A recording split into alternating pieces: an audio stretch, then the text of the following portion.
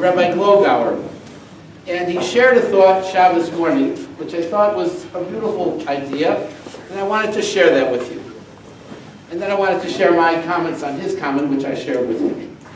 So, in the portion that we read last week, it's the first day of the month of Nisan, and they are inaugurating, they're beginning the service in the Mishkan, in the tabernacle, which they had built with all the donations of the Jewish people, and they're beginning to bring the sacrifices.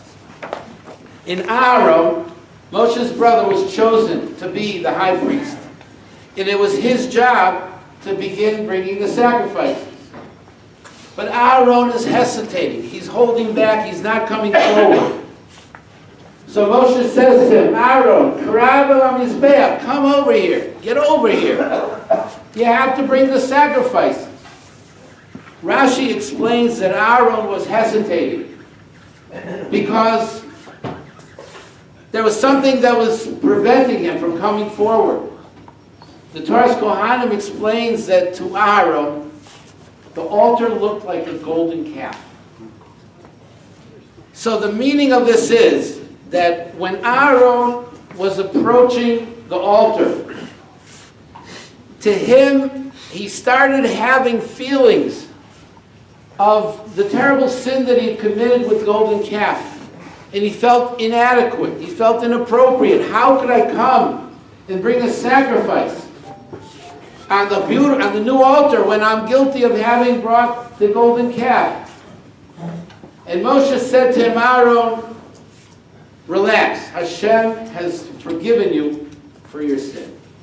So you can come forward without any qualms. So this is the lesson that Rabbi Glogauer brought out, is that sometimes we use a previous misdeed, something we've done incorrectly, to hinder us and to impede us from going forward and from continuing to do good things. I'm not worthy of this. It's one of the biggest tactics of the evil force in the world, is to say, you're not worthy of doing this good deed. You did that. How do you figure? But we have to overcome that. Moshe told him, steel yourself and come forward. You're okay. You can do this. So my question to Rabbi Glogauer was, okay, Aaron had Moshe tell him that God had forgiven him.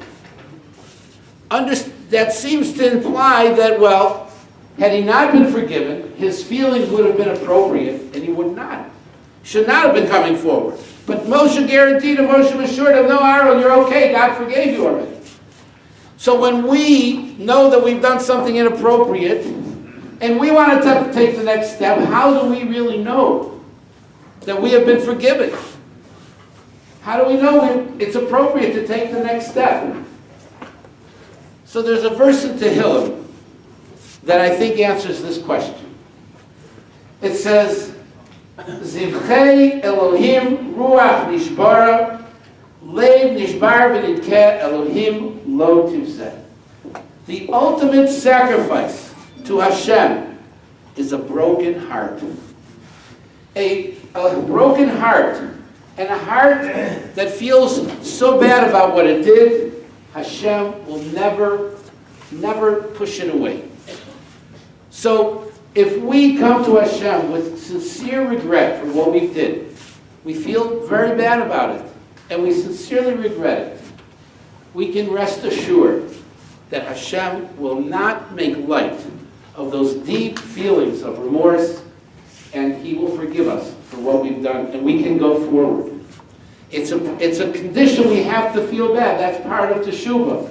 But once we have done teshuvah, and that's what Aaron did, you can be sure many times, and Moshe assured him that it was accepted.